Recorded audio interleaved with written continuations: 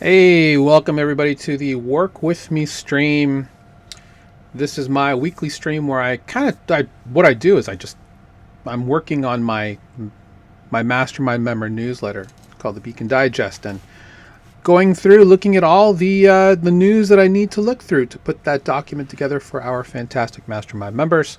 I am your host, Chris, the DeFi professor, and yeah, hope you all had a great weekend. Hopefully everybody has been safe.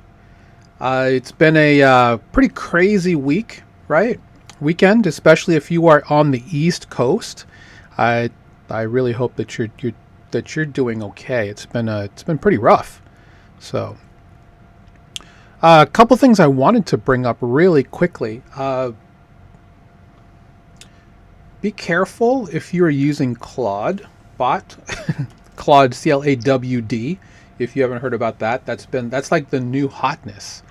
Um, that's what everybody is really talking about right now.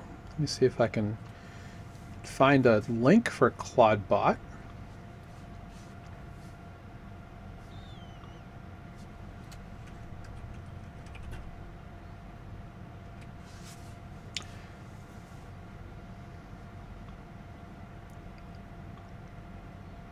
All right, so this is Claudebot. Let me share my screen.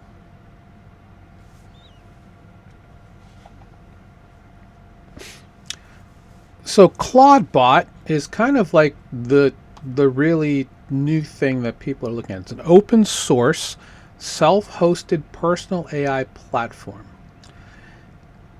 And it's open source thanks to Peter, I think his name's Peter Steinberg, I believe his name is. Came out of retirement to push this out. And basically the idea here is that you can use any AI model that you use, whether it's Claude itself, which is Opus, right now it's Opus 4.5. That's the one they recommend the most, which I believe you'll need at least a Pro or a Max subscription for. Pro, I think, is the $20. It's been a minute since I've looked. But Max is the $200. And basically people are turning Claudebot into an AI assistant, basically a VA. So, yeah, it's been kind of crazy. A lot of people are finding really good things to do with this. And, you know, so let me tell you a little bit of the reason why I have a couple of red flags about it. Number one, a lot of people who will go into this probably will do so not knowing a ton about the technology, and I would definitely recommend you kind of pause and take a minute to look at what's going on here. I do want to shout out Off-Chain Labs and Arbitrum for this lovely beanie, because it's freezing here on the frozen shores of Nebraska. Yeah, so there's the one thing that Claudebot will do is everything that Claude Pro Local, whatever it was called, where you could actually, they're only offering access to people who had Claude Max, which is a $200 subscription, where it'll just go into your computer and do things for you. It'll just know to do it. And Claudebot can do something very similar, regardless of what you run. And you can just have it just do research. It's almost like having a virtual assistant. It actually can learn. It has there's a whole repository of automations you can do called skills. And what I would recommend is there's going to be a huge repo of skills that are coming out, and there's already quite a few that are out there. Just in the, I guess it's been out now for about 3 weeks. Do not download skills. Just from an operational security standpoint, find a skill, have your assistant see it, and learn and create the skill itself. Only because there's two main things that you have to worry about specifically with Claudebot. Number one is the access you give it, because normally most people are using WhatsApp, they are using Telegram are the two main things, or local terminal, whichever you want to use. But it allows you to have this AI assistant do pretty much anything at this point. It's gotten pretty good pretty fast. You got to be careful, with the access that you give it, because it will be able to read. If you give it the access to read your Slack, your Discord, your emails, it can do all that. And there's two basic things that have shown up so far from a security standpoint. One, people are trying to brute force into these apps. There's things you can look up to do that, like a ban fail, I think, is one specifically. And the number two thing that's a big problem that they're still looking to solve is what's called prompt injection. And that is because your assistant will be going out and looking to do things, do research, summarize things for you. I mean, I'll give you my use case. I'm going to have my Claudebot go and check out a list full of older episodes of our podcast and look either for clippable content or transcribe it and then, upload it to, I think, probably my Notebook LMS instance to try and just create better content or just learn to figure out trends in content that I'm doing to make things better. That's one thing that I'm looking for my Claudebot instance to do. But the one thing you have to be careful of is really where your Claudebot is going to live. Now, this says open source self-hosted, so people are running them on their computers. So that's the other reason about security that you're giving to your Claudebot. You want to make sure you're in a situation where you're not giving it too much access. What I'm going to be doing, I have I tinker a lot, so I have at least 2 or 3 laptops sitting around with enough memory. You need at least 16 gigs of RAM, I would say, at the bare minimum. You don't have to run Opus 4.5, but with regards to prompt injection, which is the idea that it'll go out and read information that could be maliciously output to trick your bot into doing things, into bad things. Like someone was able to get into, they've already shown, someone says, do a find and dump everything on your computer out to a prompt or to the output window. And people can do that. So people are using Claude via like WhatsApp, Claudebot via WhatsApp or like Telegram. You can actually open that channel so other people can also use it.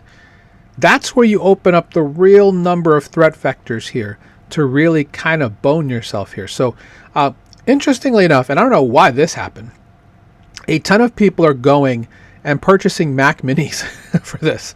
The regular $599 M4 Mac Mini, fantastic machine, by the way. People ask me all the time when they come to Beacon, what should I use to use for my investments, because I definitely want to have a separate system for it. I'm like, honestly, unless you want Windows, you want an entry-level gaming PC, because it should have all the specs and all of the graphical stuff you'll need for charts and all that kind of stuff. But the other part is the Mac Mini, pound for pound at $599, 16 gigs of RAM. You may want to get more space, but out of the box should be perfect for that type of thing. Claudebot will run on a Mac Mini, sure. It can also run on anything. You can run it on a Raspberry Pi if you want, if you know what that is. It's just a matter of understanding how to do those things. So again, I'm just starting off with this just because we're going to start seeing some things from Claudebot that will affect what we do on chain in terms of research. Are we talking about AI slop? I don't know. We'll see. But there's a lot of people, at least on chain that I've seen in my circles, using Claudebot for a lot of things. So you may see it, you may want to do it. Just be careful on what you do with it. So that's it. Number 2. Friday, one of the best Beat the Banks episodes I've ever had. Why? Because thanks to the folks at Betterment on Farcaster, Toady Hawk, NetNose, and the crew there. Thank you so much for the support. We had a Betterment round on my. Why is everybody salag? On this post, which is 10 ways to stay safe in 2026. Something we talk about fairly often, to be honest, on Beat the Banks. Probably like the third or fourth time we've actually gone over this piece, but went ahead and put this infographic together. It's available on Zora. If you go to my page, which is zora.co at the DeFi Professor, you can check this out. If you want to support and buy it, fine. I don't know why people are selling, to be honest, because most people only bought like $1 worth. But I guess that's how volume works. Regardless, appreciate everybody who bought the creator coin just to kind of support me and what I'm doing. It was a very good way for me to get just to get the attention of, roughly I think 450 is the number of people who actually came and minted and coined the post and got a part of that. So thank you so much for that. Again, it's all about just spreading the word on how to stay safe on chain in 2026. If you know anybody who needs this, Beat the Banks on Friday. Check it out. It's on my Twitter, on my X. You can also go to my creator homepage, which is flix.fun @csoriano, to also get a link to, well, my Twitter where it's at. So, also I've recently opened up a new. Why is this not updated? There we go. I now have a new dedicated YouTube channel, TikTok, and Instagram at the DeFi Professor. If you'd like to follow me on those socials, please do. All right, let's go to the articles. And I just realized that none of that was shown to you because Ecamm being Ecamm.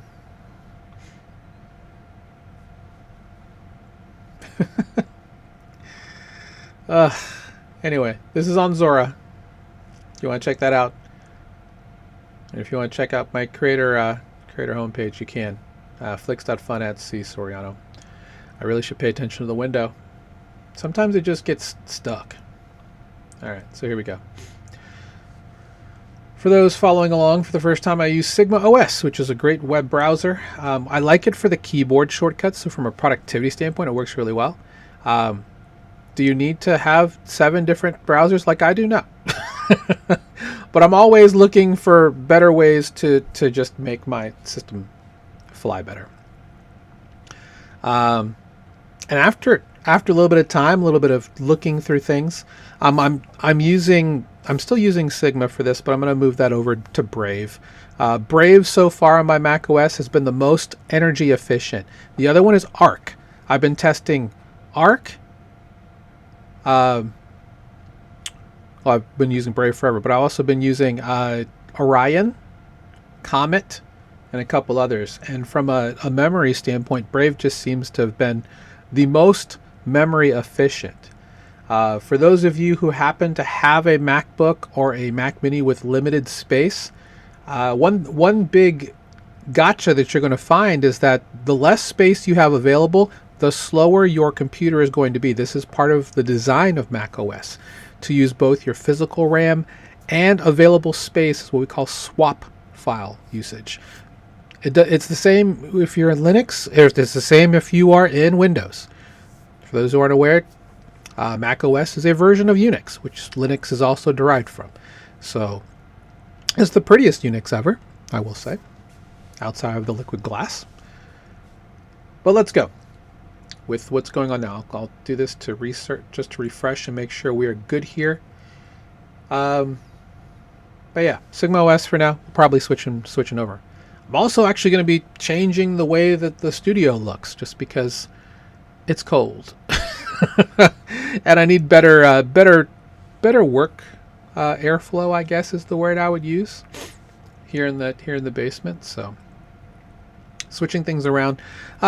Because I'm doing more short form content, I need to do more green screen anyway, and I have the green screen behind me, but I'm just going to move it so it's a little bit,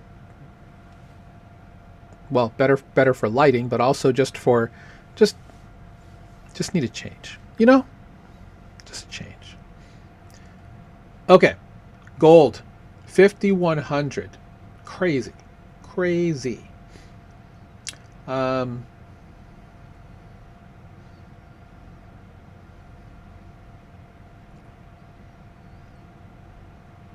Let's look at the markets. Again, we'll go to CoinMarketCap. I am an approved content creator there. As you can see, we're starting to head back up north a little bit. Could use Ethereum reclaiming 3,200. That would be fantastic. But it looks like we're going to get there for a couple of reasons. Well, we'll see specifically what happens here, because there's a lot of things that have happened over the weekend. Last week, a lot of the world leaders, even crypto folks, went to Davos for the World Economic Forum. A lot of things were said there. A lot of posturing. Canadian Prime Minister Mark Carney got a standing ovation for standing up to the U.S. and saying that, they're going to open up trade on a variety of fronts with China and India. President Trump then, responded with a 100% tariff on everything in the event that that Canada signs a deal with China. Now, they said they're not going to sign a quote-unquote free trade agreement with China, but you're going to bet that they're going to do a whole bunch of other stuff with China and India because they believe in their energy independence. They believe in their position as a large world leader in energy and a couple other things. Trump got his deal. He wanted to buy Greenland. He threatened to invade Greenland, causing everyone to just,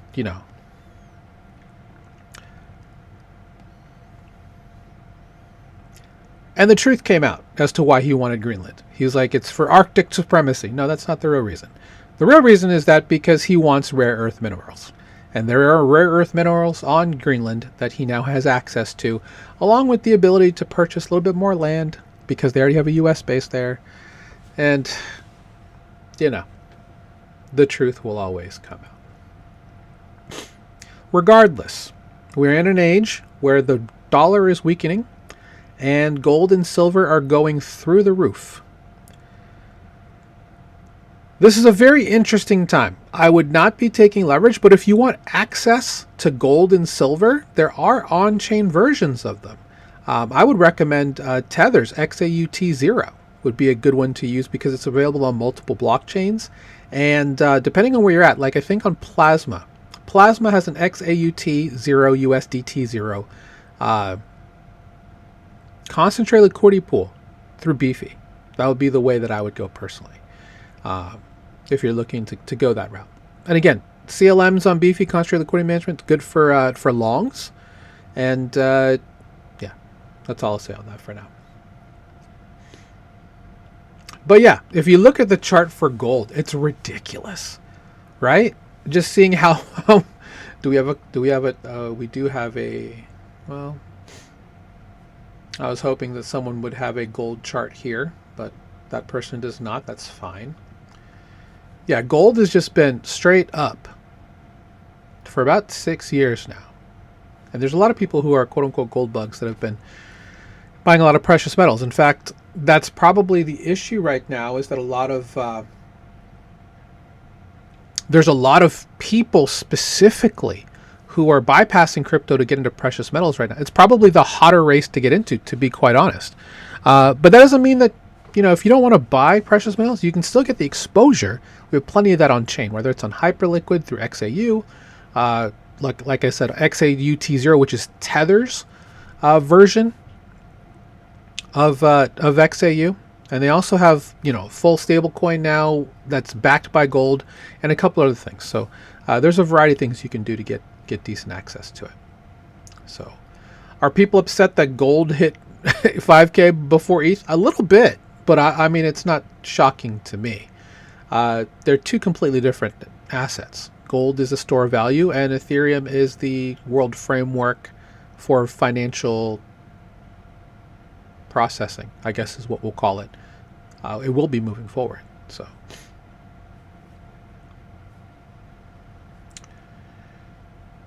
BlackRock files to launch BTC call overriding the ETF. Really? Oh, okay. So they'll actually use futures and calls and puts to earn income. That might not be bad if you want to. I mean, BlackRock. So here's the thing about BlackRock: they're not going to do anything that isn't well calculated. So if BlackRock does something, there's something there.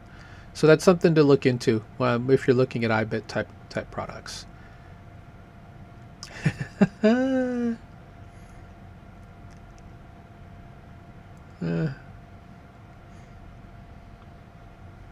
Oh wait, what did Hakeem Jeffries? Oh no, this is Wall Street's Jeffries. Yeah, so we should get the Ag Committee should become. Why the Ag Committee?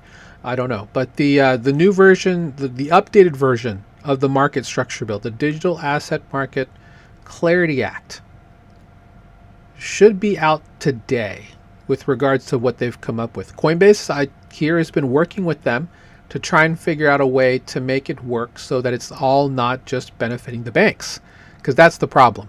Two things: banks, and they have to answer to shareholders, right?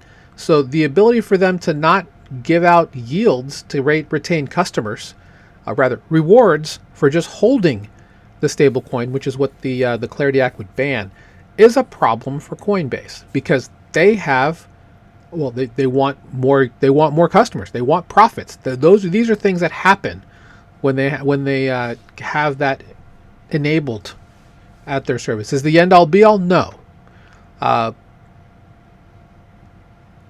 There's more to the bill that people don't like. A lot of it has to do with even DeFi KYC, which I don't like it either. But, and here's the thing. People are like, do we want a bill as opposed to no bill? I would rather have no bill. That's just me personally. But we've dealt with the Biden administration and just other regimes who are out to get crypto, specifically with crypto, with choke point and choke point 2.0. That's the one part that I don't like about this, is that it could really just not choke out DeFi, but isolate DeFi in a way that it's the Robin Hood problem, as I like to call it. Robin Hood is building a layer 2 on top of Arbitrum blockchain.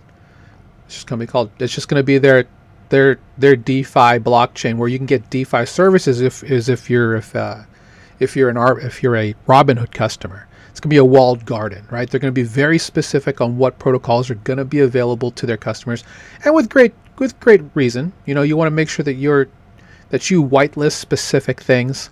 It's what we call CDeFi, centralized DeFi, because they own that blockchain.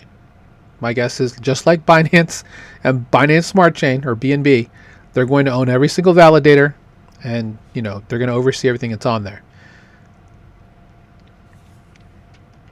The more institutions that come down and follow this lead from Robinhood,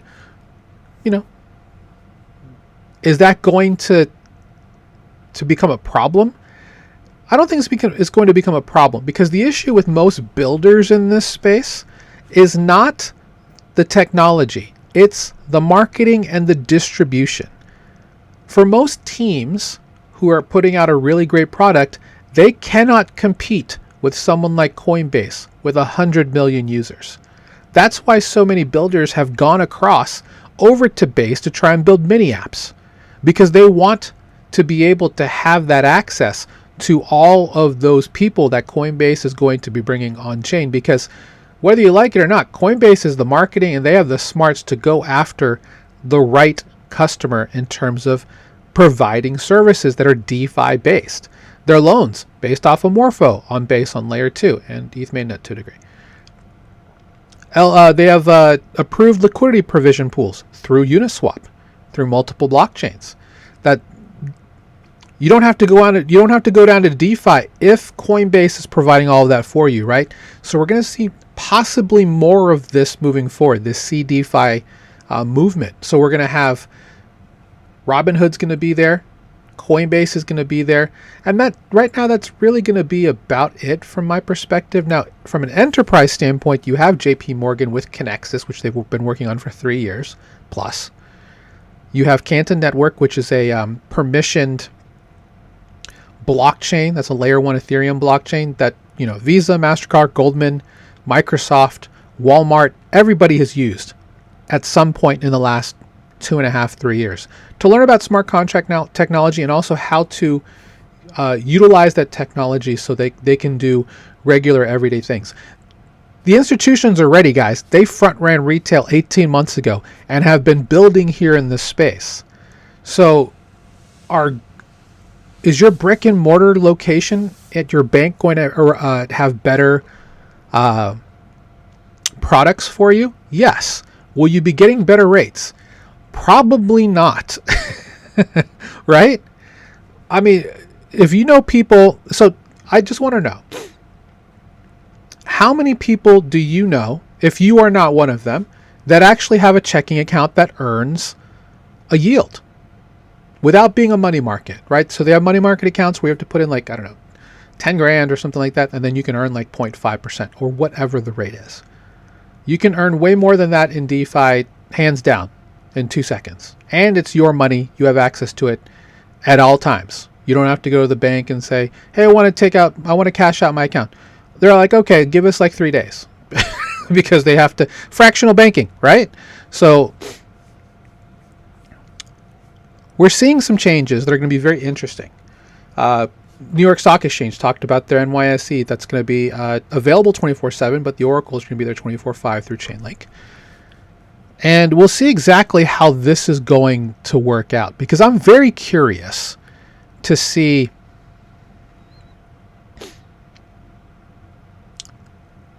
how this all shakes out, at least for the next 12 months. Because now we're going to have tokenized stocks, tokenized everything. This is what the majority of Wall Street wants. Banks don't want this, but fintech, things like BlackRock, Grayscale, they've been filing Form 10s and all of this stuff to help support blockchains and decentralized finance and giving exposure to that, not necessarily access, exposure to regular everyday people who don't have the time to care about the technology, or B, don't want to learn about it. If you do, that's fine. That's where I come in, right?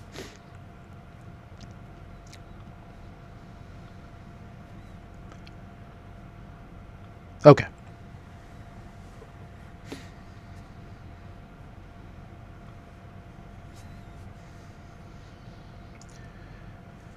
So yeah, seeing how this is going to play out with the landscape. If the market structure bill passes, and I'm still looking for this tweet from Kevin O'Leary, who's Mr. Wonderful. I think I put it in my bookmarks. Well, I definitely quote tweeted it. Let me find that. That's the better way to go about it, to be honest.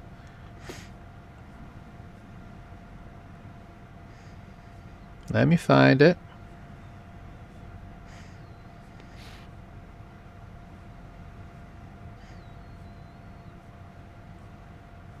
But basically what he said is in the event, yeah, there we go. Let me come down here.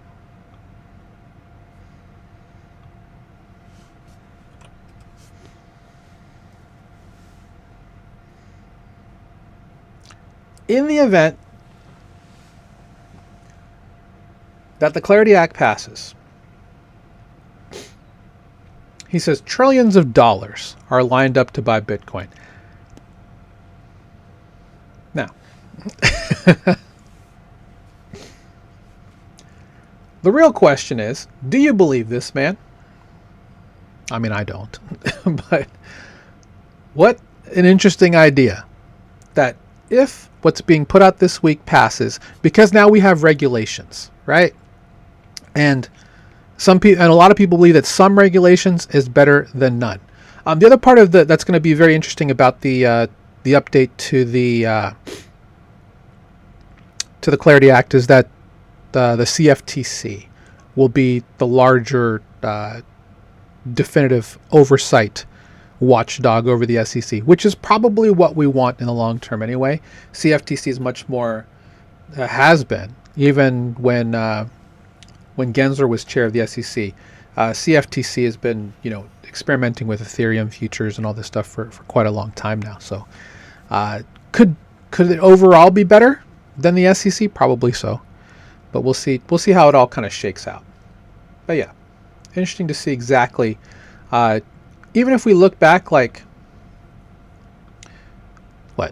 3 or 4 years from now, was the passing of this bill going to be the inflection point from a tokenization standpoint? Probably so. The one thing we're waiting for, because now you can trade tokenized stocks across multiple ecosystems, not just a Hyper EVM and Solana. But soon, we're hoping to see what we want to see in-kind redemption. I want to say that if I buy a tokenized stock on chain, that I am able to, to actually get my dividends on chain. For that's a use case example. There are other use cases to have in-kind redemption, but for me, that's what it would be. Once we see that happening, then things are really real, in my opinion. Because we still have so many people who work in banks, and I'm related to them by marriage in some cases, who think that, crypto is, absolute bullshit. Because don't you want money that you can hold in your hand? I'm like, yeah, but what if that money you're holding in your hand is worth nothing? One big thing too is like, when people say that gold versus Bitcoin is much better, the reason why that is because it takes effort to verify if gold or silver are legitimate, right? To authenticate the value of a gold or silver bar takes effort. Whereas with Bitcoin, it's all issued on chain. It's all right there. You don't have to. There's no questioning on whether or not it's legitimate or not. If it's authentic, it just is because of the mechanisms on how it's issued. Okay. Is there a situation where, because BlackRock sold Bitcoin and ETH last week. I don't know if you guys knew that. Are we in a situation where they're looking to sell and buy back cheaper? Yeah, I think that's a lot of it. I think there's just a lot of de-risking around the world, because one thing I also follow is the Bank of Japan. And the fact that the Fed's going to buy the yen to help stabilize all that is a very telling sign that we could be, heading into some very interesting waters, especially if they cut rates with the new Fed chair that's coming in June. We could see a serious case for stagflation, or we may not. It all depends on what Secretary Bessent, I think, does from this point forward. He's a very smart man. There's a specific agenda that's being followed here.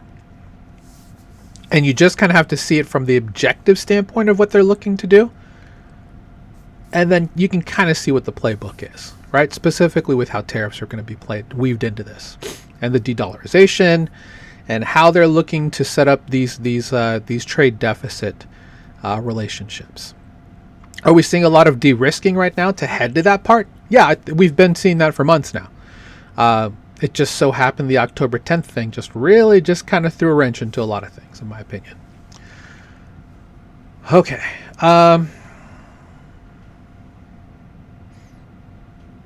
Curious too to see what happens that with what President Trump wants to put through to make Bitcoin, the U.S. the biggest Bitcoin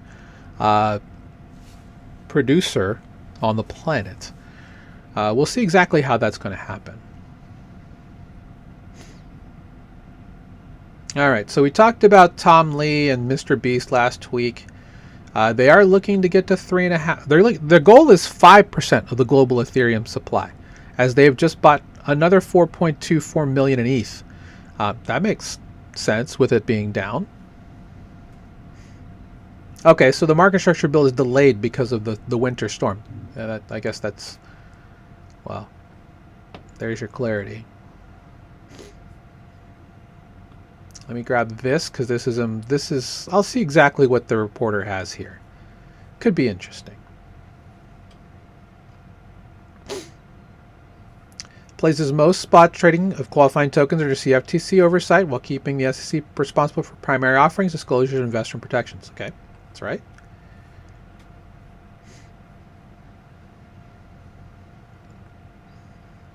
Genius Act is on stablecoins. Clarity is to provide complementary areas such as disclosures, any reward-related features tied to stablecoin use. That's the Coinbase issue. All right, so there's nothing here in particular that's changed from 2 weeks ago. All right.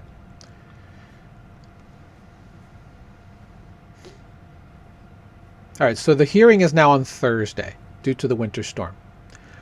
Because, the Senate Agricultural Panel is totally the center of the blockchain policy done here on the Hill. You'll have to bear with me. It is freezing, and now I need a blanket. And I have a heater directed towards me. Bundle up, guys. Bundle up and buckle up, as I like to say to my children.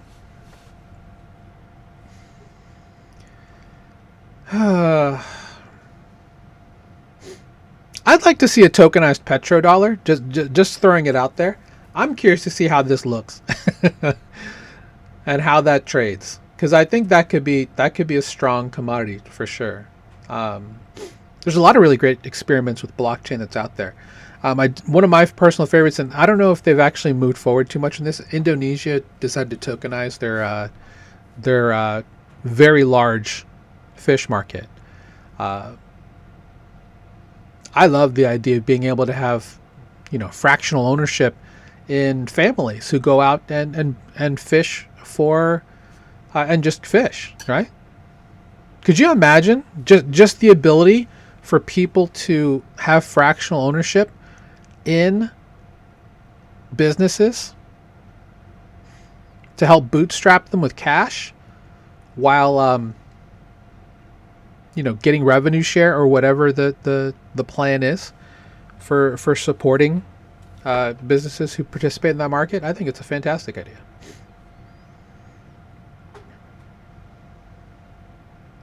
Not good for those who want to speculate, of course, but there has to be a whole system to set that all up.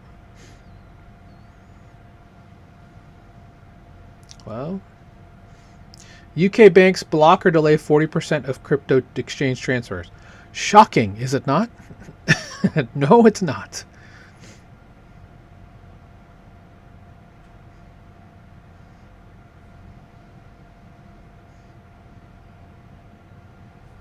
Let's see if there's anything here that's more interesting. Again, buys are coming in. That's good to see. 70% of institutions say Bitcoin is undervalued.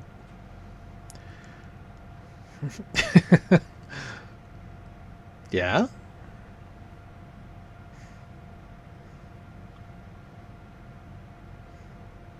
Okay, this is news. Okay, so the launch is now done for Polymarket.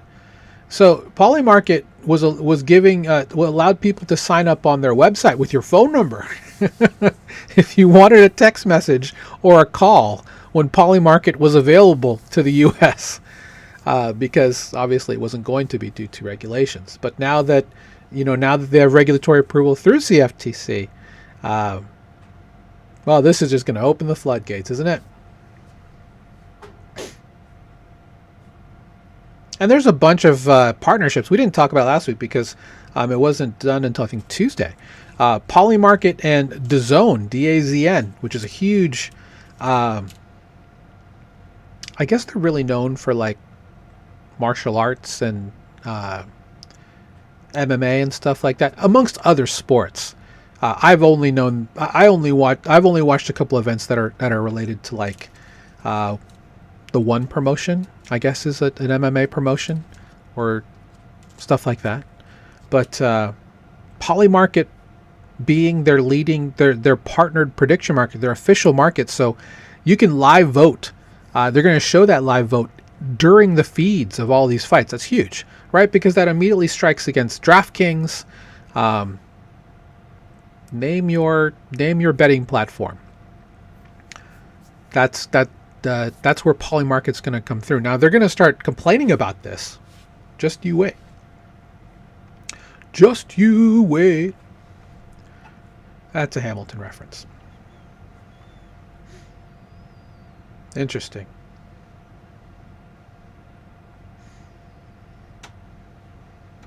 Yeah, let me grab this because this is good. Now, Polymarket is going to have a token at some point this year, in my opinion. How are you going to get it? Well, you're going to get it the way that people have been just doing it now. It's literally just going and using the platform. We'll leave it at that. People using the platform. There's some fun little things there. Like you can actually get I don't think I'll be able to show it here. But Polymarket actually has like campaigns where you can actually get a piece of things that happen. So if you're a regular user, there's people who are making quite a bit of money off of Polymarket, whether through event arbitrage bots, or through being a part of these leaderboards that come through, and you can get a piece of everything. You'll have to go look because I haven't tried it.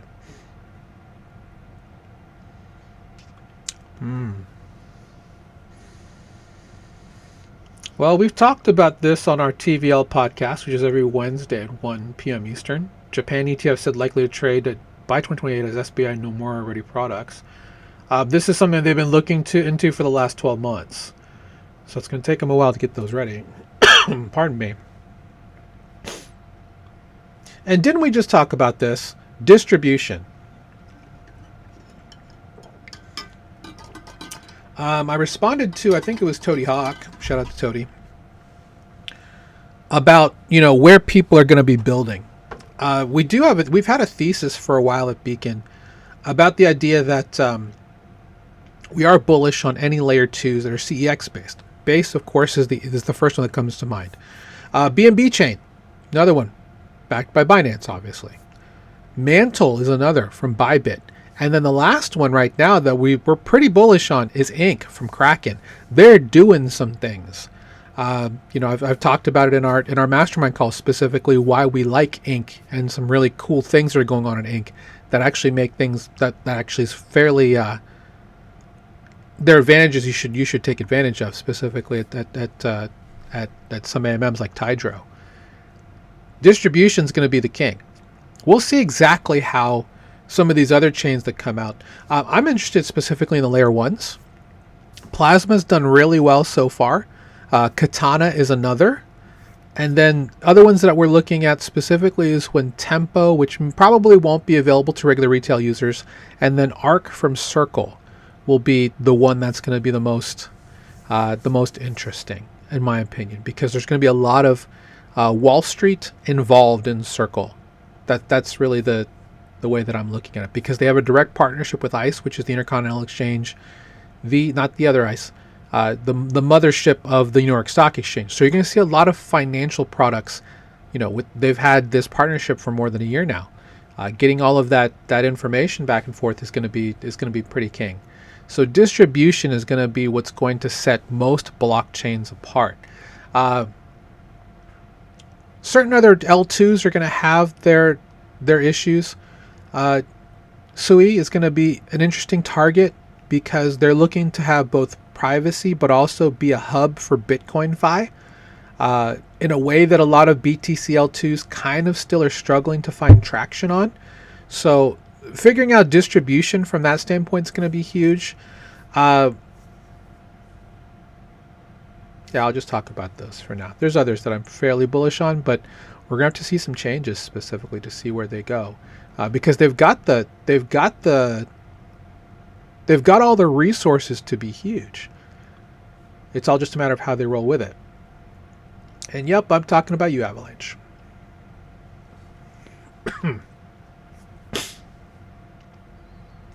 Right. So the last time that there was an intervention with the Japanese yen, Bitcoin crashed 30%.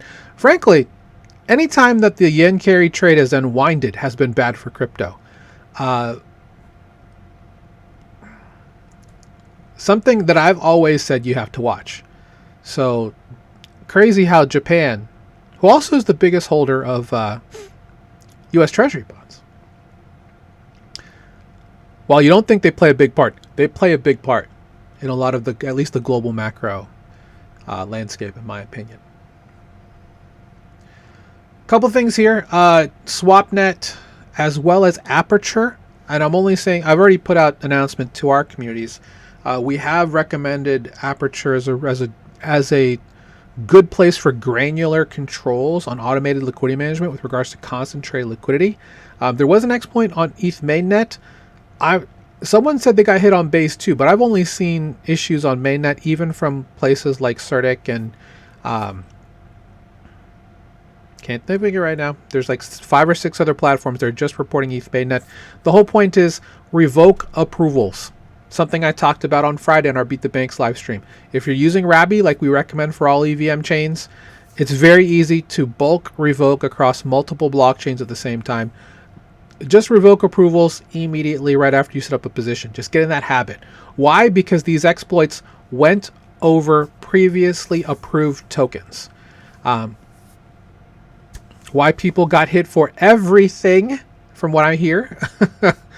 I'm like, why would you approve unlimited in this day and age? I don't know what to tell you, man.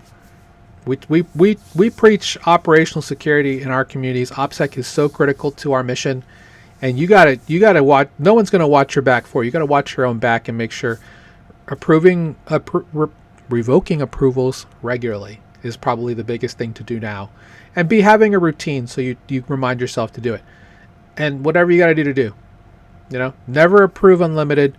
Always approve for the exact amount you're going in for when you're providing liquidity, and then revoke the approval right after. That's the new way to go about it. Just because these bots are too fast, especially in an age of AI, where agents can be even turned to do more malicious things on stuff like this. Not that these are AI agents. Scripts have been doing this forever. Yeah. Sad. Sad. Wait, matcha meta breach.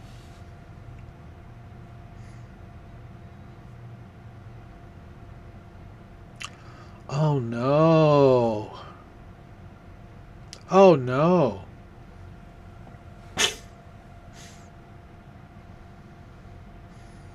Users who had disabled its one-time approval feature and instead granted direct token allowances to... Oh no, that's terrible. Why offer people that? Oh God. All right. Grabbing that.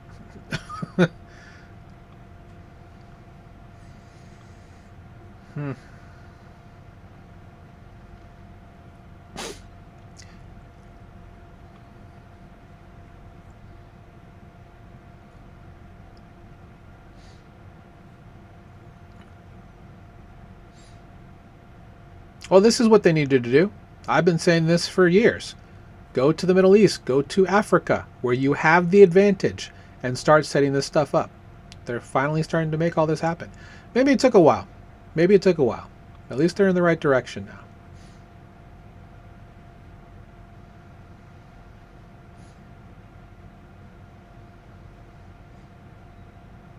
And again, macro fears trigger 550 million in crypto liquidations. That's pretty much it. So for those who are curious on, how that means for most of us, what we're just saying to at least our communities is ride the wave.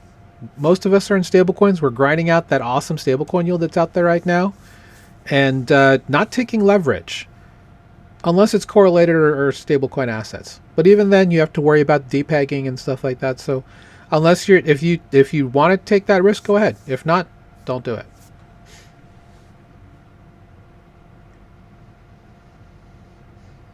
Really? He's going after Snarks now.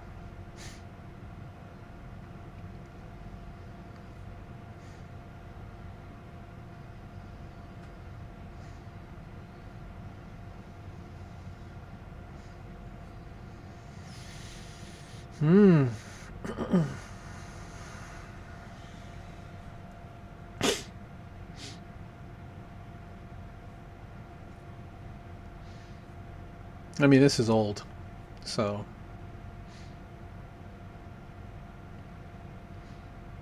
Making the entire chain completely self-validated was in theory attractive, but computationally impractical to ordinary users. That's correct, unless the network grossly constrained its capacity.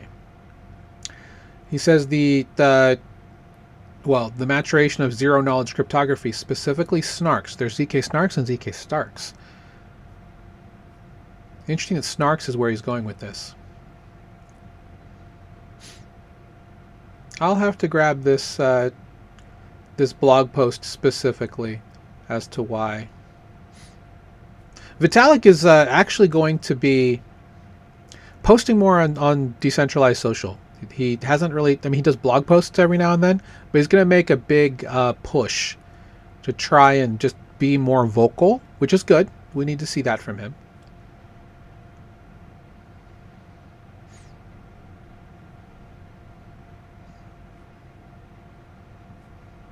Okay, well, we'll see exactly how this plays out. For those who have no idea what zero knowledge proofs are, I have a book from ZK Sync that practically won't matter to anybody, but it explains it like a children's coloring book.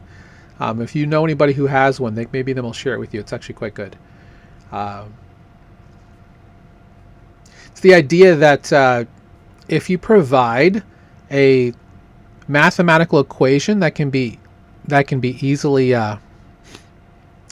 easily proved, and then the material is from an accredited source to a degree, that as long as they prove a provable equation with what they say, you can take it at face value, right? So I can just say this is a iPhone 16 Pro Max. If you don't believe me, here is a zero knowledge proof that you can use to mathematically prove that that is a correct statement, and there you go. That provides the authentication and well, not the trust specifically, but the authentication that it's an actual statement that's real. Now, interpreting facts from what people say is a different thing, but at least you can say that what was said was authentic. And that's the whole point of zero-knowledge proofs. Now, the issue with zero-knowledge proofs is that they're not cheap yet. They'll be cheaper in the future, but they're not cheap yet. Currently, the majority of decentralized finance, at least on the Ethereum side, I mean, outside of ETH mainnet, there's a lot of people who use optimistic rollups, like Arbitrum optimism and everything that's related to that, not zero-knowledge proofs.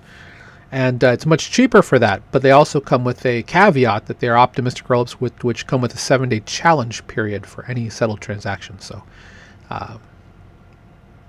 you have that. To reduce that and make scaling faster and easier and cheaper, you can use zero-knowledge proofs. But zero-knowledge proofs, because they require computation to solve that, that proof, which the user has to pay for, it is not nearly as cost efficient. You go from having fractions of a penny, like on Plasma, for example, to 25, 30 cents. Not a huge deal, but at the same time, some people were allowed that they like cheap technology for free, right? Okay. Well, what's good is that we're still. Oh no. We're still in the first 12 hours.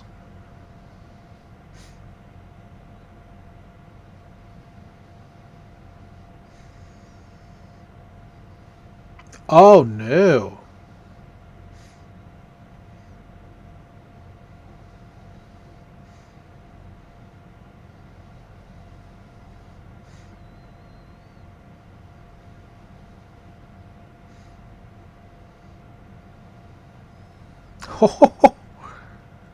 He further alleged that D'Agata is the son of Dean D'Agata, President and Chief Executive of Command Services and Support, a company contracted by the U.S. Marshals Service to handle certain seized cryptocurrencies. One thing right now that's going on about the Bitcoin Reserve is that they're only going to put seized assets in there, right? So you could make the argument that, most of the Silk Road stuff, it should. Anyway, I'm not going to say. Well, Ross is free. That's all that matters, right? Ross is free. Oh, dear gosh. Wow, that's bad. That's the insider job right there. Tell you what, Zach will find you, man. It is. People think they can get away with a lot of stuff, but Zach's going to find you. Zach will. You have one hair out of place. Zach's going to find you. Interesting. Really? Yeah. So the other thing that we're seeing right now, guys, and this is going to be very interesting, is so we had ideation, innovation, disruption, illustration, whatever words you want to use from 2018 to 2025. 2026 and onwards is now the integration. With integration comes consolidation. A lot of the projects that had launched in the last couple years through VC money burned through the runway. However you want to look at it. I want to say a good 85% even are probably not where they're going to be. Now there's quite a few that are being, placed in maintenance mode or are fine but are struggling. But this first quarter, we've seen a lot of layoffs. We've seen a lot of consolidation, a lot of, lean layoffs to keep companies lean as they move into this next part, because the market is the market. We're seeing a lot of these shutdowns. So what does that mean for altcoins? Well, it's not good for the majority of altcoins. For those of you who may have round tripped some of this stuff, this is the part where you feel pain, right? Because you thought you were putting money in a sure thing. This is one reason why we talk a lot about round tripping in our communities, and why you should always take profit on the way up. Because Who Moved My Cheese, my favorite book of all time. If you haven't read Who Moved My Cheese, please go read Who Moved My Cheese.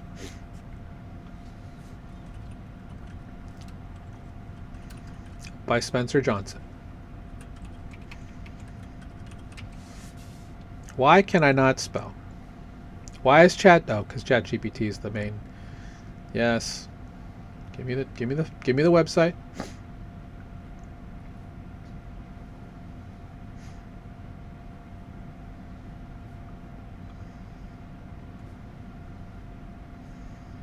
Where's the website? Anyway, the idea with Who Moved My Cheese is you can never stay standing still. If you stay in one spot thinking the cheese will be there forever, guess what? The cheese at any time can be taken away. You should be always hungry, always looking for more cheese. Human nature, of course, to feel that way. But just be careful. We're going to see a lot of shutdowns. We already have seen a lot of shutdowns. Also, guys, CZ has not been the CEO or chairman of Binance for quite some time. Quit saying that he is from Binance, because he hasn't been there for a while. It is in his best interest, guys, to not be at Binance. What's funny is that he's been pardoned, right? He was fined $1.5 billion and had to serve 6 months in prison, which he did. Yeah. He's worth $80 billion, by the way. So the fine was nothing. And now he has private clientele, like the country of Pakistan, multiple Middle East countries. He doesn't need to go back to Binance because he's making plenty of money just on himself. Why I felt the need to say that, I don't know. But I see a lot of people thinking that CZ is Binance. No, it hasn't been Binance for some time.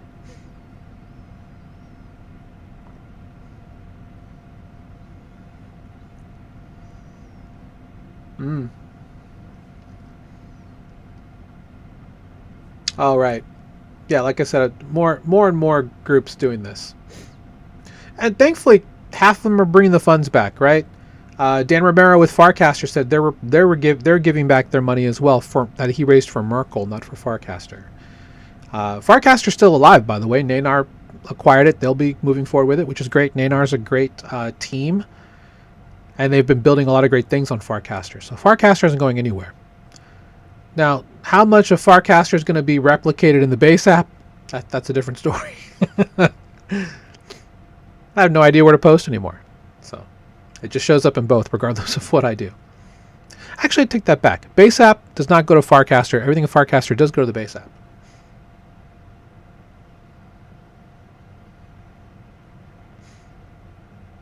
Ooh, do not do this. No, don't do that. Anyway.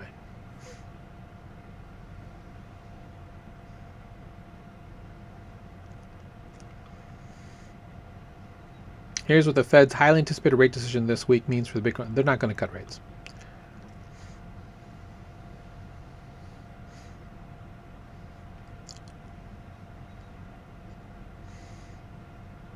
Oh, good for Tezos. There's a new hard fork that went live. Slashes block times to 6 seconds. It's good. Oh, they didn't fork the network. They just updated it. Good for them.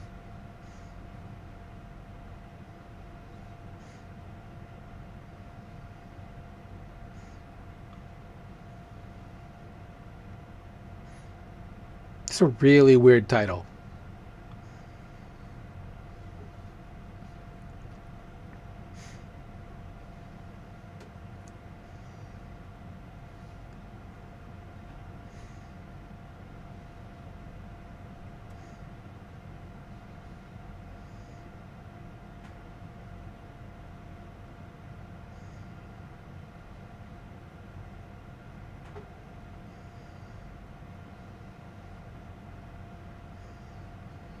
A lot of the same stuff, right?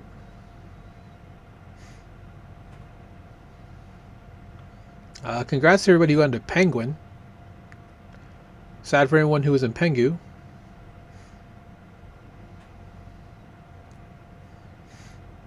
Ah, Spacecoin did launch Space. Meh.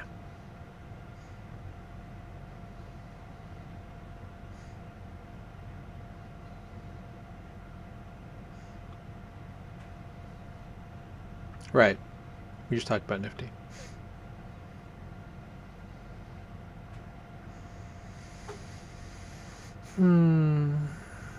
Alright, now we're getting to where... Oh.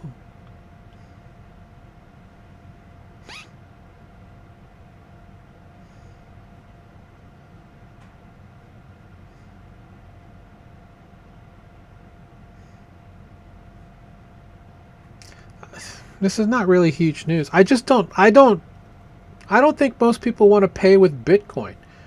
I mean, if you're paying with Bitcoin because you think it's cool, that's one thing. But do you really want to spend Bitcoin as actual currency? No. Stablecoins is the way you want to go, which is why Visa and MasterCard are offering it in that sense. That's why digital crypto cards exist. So you pay with stablecoins and not Bitcoin. Believe me, guys. I've spent 5 years, and most people don't want to spend their Bitcoin. I can tell you that right now.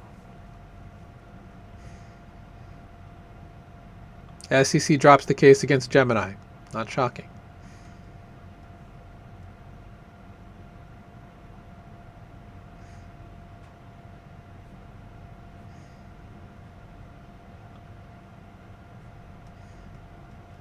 All right, getting close to getting over to where we go over to Google News.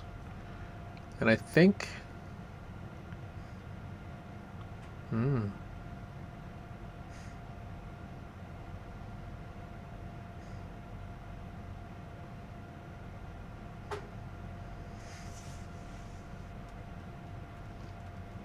These are always interesting stories, right? They're using crypto to move the proceeds. But you don't talk about the good things that people do with crypto either. It's always about all the terroristic things, because that's what they want you to think.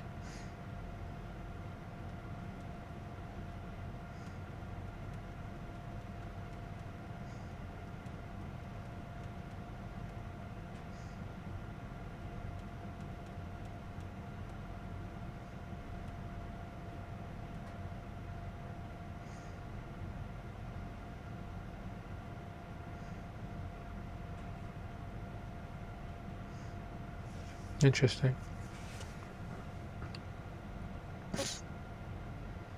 Oklahoma bill introduces bill allowing state employees and vendors to be paid in Bitcoin. Again, don't like this idea. Pay them in stablecoins. In fact, the really cool thing about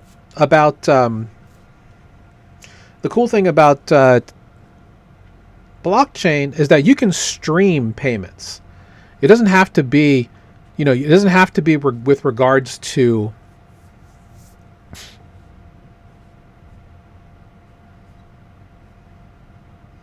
sorry. Just saw an interesting notification. It doesn't have to be with regards to how people get paid regularly.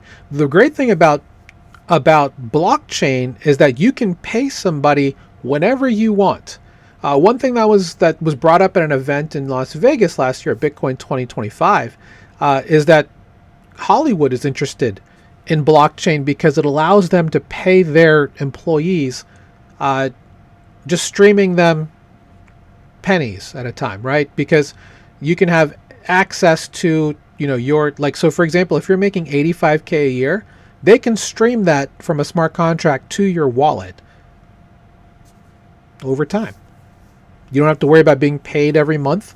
It'll just be streamed to you at a specific rate.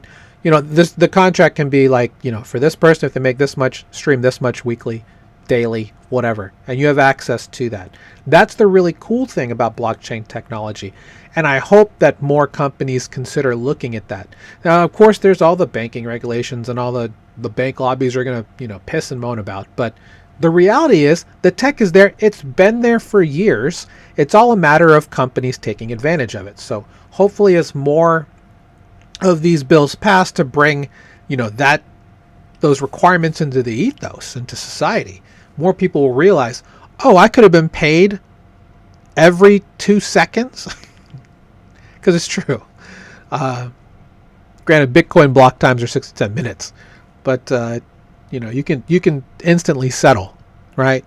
And that's the other part too. You don't have to worry about waiting, for direct deposit anymore. It's just there.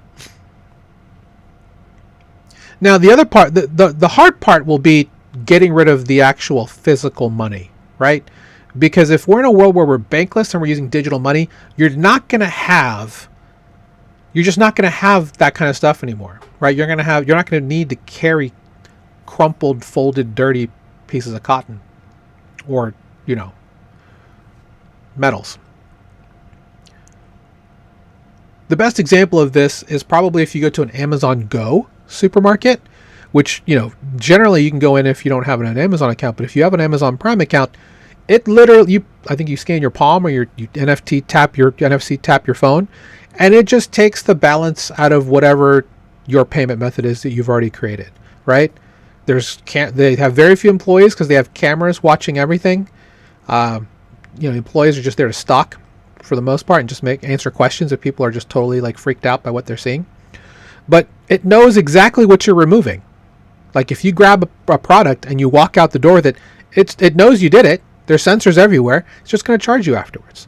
So are we moving to a world like that in the future? Probably.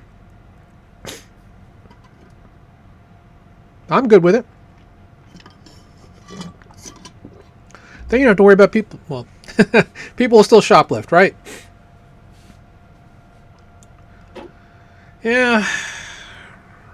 It's not a good argument for surveillance, though. Because unfortunately, that's going to be something that's going to need to happen. And, well,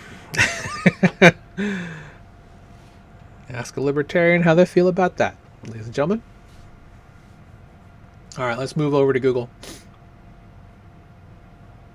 Hopefully you're enjoying the show. If you, again, I do this every Monday, roughly between 1 and 2 p.m. Eastern time. If you find value in this, please. Best way to support me is to check out my stuff here on flix.fun/@csoriano, and or follow me on Twitter. Buy my coin at that Zora. Support on Retake, on the Arena, Den.show, any of these other places where I'm currently streaming. There are multiple ways to support me there, and I appreciate you for doing so. All right.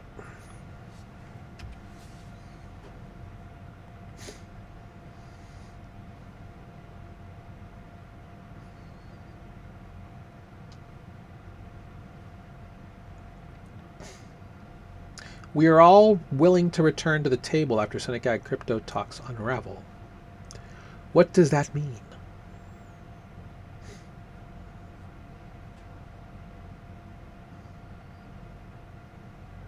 Yep. That's exactly what the problem is.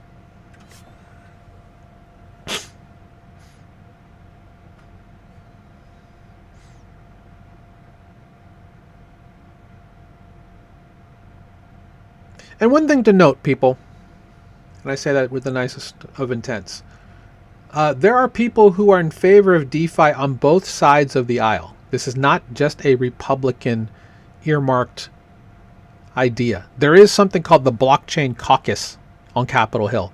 that features prominent members of both parties who want to see uh, decentralized anything succeed. Shout out to Shira Lazar, by the way. She's been working with Congressman Ro Khanna on a Creator Bill of Rights. I want to make sure that people understand that that's in place. If you want to find out more about that, you can find Shira and find out more about what they're doing with Congressman Ro Khanna, specifically about a Creator Bill of Rights. Look that up. Offer your support for us as creators. We do support that idea that we are seen as regular people. That sounds weird. And how we should be treated from probably from a tax. I need to go look at the bill myself, but regardless, definitely big support for that. But we'll see exactly what, again, why is the agriculture committee? Why? I don't know. Maybe it's just whoever is part of that. All right, well, we'll see. Yeah, and so I will tell you that this is not a good look, right? For crypto, the fact that the largest influencer in our industry is the freaking president of the United States, because he's got a tremendous amount of skin in the game with World Liberty Financial, with Trump Media, owning what they do own. Yeah, a lot of it is crypto facing. Is he completely into crypto? No. He has multiple real estate things, all of these other things they have, right? Whiskey, university, stakes, whatever else, gold, Bitcoin, American Bitcoin mining, I think is what it's called. Various other things. Multiple global countries are coming into the U.S. being underwritten by Trump-related banks. Yes, there is a lot of crypto interest with Trump and his family in this space. That is not a good look for us overall. But from an administration standpoint, from getting legislation through, it's kind of the ship that we've been kind of blowing wind into its sails, right? So yes, this is definitely, it is what it is. I mean, the man bought $4.7 million of every major altcoin and crypto coin on 2 days after the election. Obviously, that was all fueled by Trump meme coin last year, right? This time last year. Melania.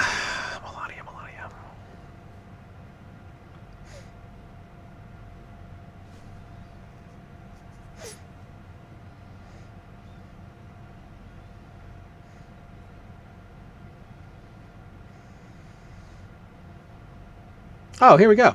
You can check this out. I'm going to grab this too, just to see exactly what they have here. Give me that.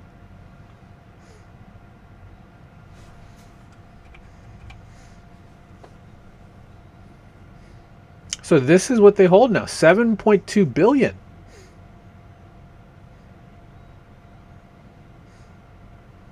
Oh, it's bigger. Well, okay. It's bigger than that.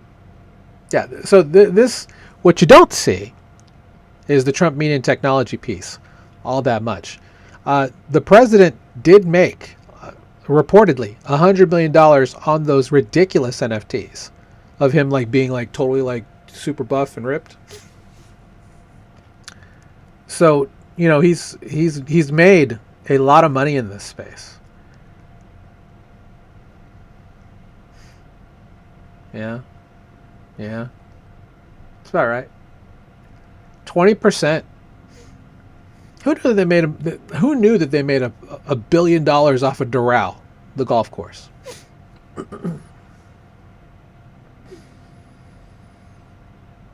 That's fascinating. No, I'm definitely saving this. This is going to be the image that I have as the hero image for the newsletter.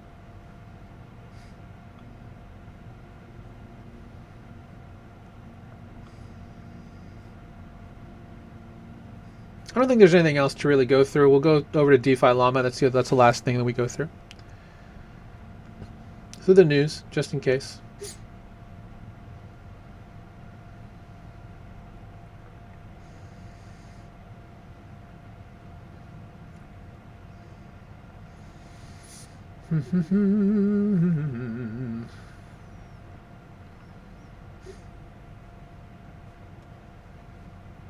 I don't think we'll find anything new here unless it's...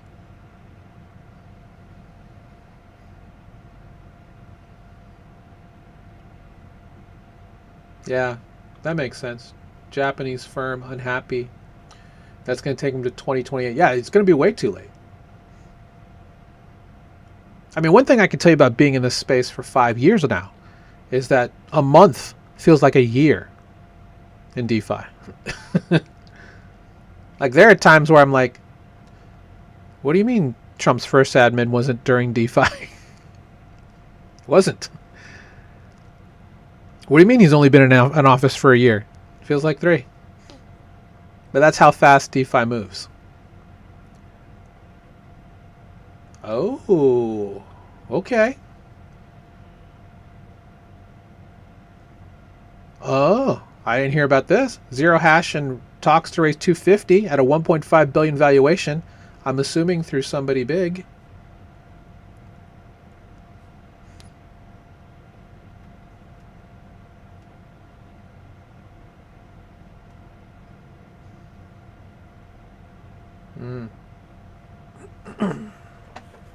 Yeah, this was supposed to happen.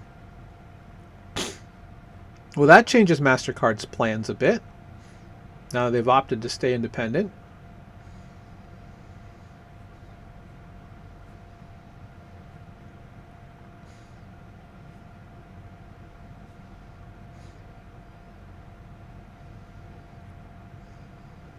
All right. Well, looks like that's about it. Thanks again for being here, guys. Hopefully you found some value in the show today. Just as a heads up, I am writing a series of 6 ebooks that I want. Well, it's going to be more than 6, but on the first one's done. I'm just getting it kind of proofread a little bit. But it's about, so you want to be a crypto investor. And basically the whole target of the book are people who know nothing about digital assets. I refer to them as digital assets, not crypto, because I do think crypto is a bit of a dated term overall. Digital assets is the better way to describe it, because crypto implies that there's like mining, a whole lot of work that has to be done. Yes, every single digital asset, regardless of where it comes from, has strong cryptographic backing and encryption to prevent against that. But to me, crypto as a term is a bit dated as opposed to digital asset, which is probably the better way to go about it, because that's where everything is moving as to a tokenized digital asset, I guess is the way that Wall Street wants to talk about it. Tokenization is the key of the term that they'll be using. So for those who know very little and don't want to, this book is to kind of wake you up to what's going on, because the Clarity Act with what banks are doing should be a wake-up call, because they're looking to come on chain and make more money while still offering you terrible rates. Whereas you have the opportunity to become your own bank, come on chain, find some of these products that are out here that can easily net you 6 to 10% on your hard-earned money using digital assets that are censorship resistant, anti-fragile, and don't respond to inflation. The problem with having your money in a bank account is that 15% of your money is gone year over year due to inflation. That's where stablecoins and digital assets are going to become an anchor, a corner point to where we're looking moving forward. And most of these stablecoins, the majority are pegged to the US dollar, but there are plenty that are across other fiat currencies around the world. We're going to see more of that moving forward. So again, this is more of a high level view. So if you know anybody who, is a little skittish about learning more about the space, my goal is to try and onboard as many people as possible. I've been doing it now for 5 years, and I've helped tens of thousands come into the space safely and securely, because I truly believe I'm in this for the tech. This tech is important. This whole subsystem of what we call decentralized finance, all built by a bunch of very intelligent people. They've built this entire subsystem that you can access for free, mostly, outside of like setup and stuff like that,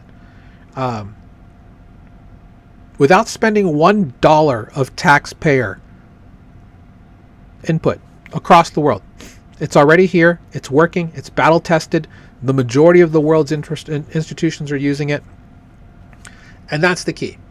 So whether you're looking for just a better savings account for your money, if you're looking for better risk-adjusted returns, or if you just want to be a part of the really exciting bleeding edge of the future of finance and the future of how we're doing business. Feel free to subscribe, follow, like, all of that good stuff, whichever platform you're on.